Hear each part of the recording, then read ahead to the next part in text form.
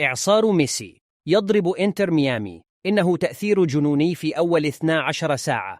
هذا هو العنوان الذي يلخص الحالة التي يعيشها نادي إنتر ميامي الأمريكي بعد التعاقد مع أفضل لاعب في العالم ليونيل ميسي.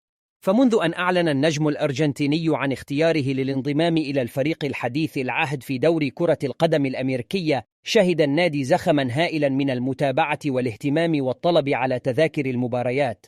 لم يكن اختيار ميسي لإنتر ميامي متوقعا بالمرة، فالجماهير كانت تتوقع أن يذهب إلى ناد آخر في أوروبا أو آسيا، خصوصا بعد رحيل كريستيانو رونالدو إلى ناد سعودي.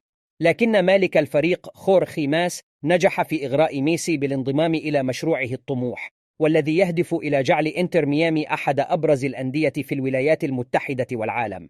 ففي غضون 24 ساعة فقط ارتفع عدد المتابعين لصفحة النادي على إنستغرام من 2 إلى 5 ملايين متابع تقريبا، وهو رقم يفوق مجموع المتابعين للصفحة منذ تأسيس النادي قبل 5 سنوات.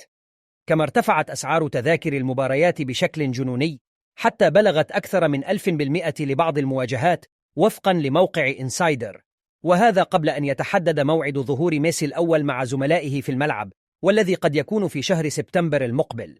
ولا شك أن قدوم إعصار ميسي سيلقى تأثيرا كبيرا على جودة وشعبية كرة القدم في أمريكا، التي تحظى بشغف كبير من قبل المهاجرين والأجانب، وسيرفع مستوى التنافسية والإثارة في دوري MLS الذي يضم عدة نجوم عالمية سابقة وحالية.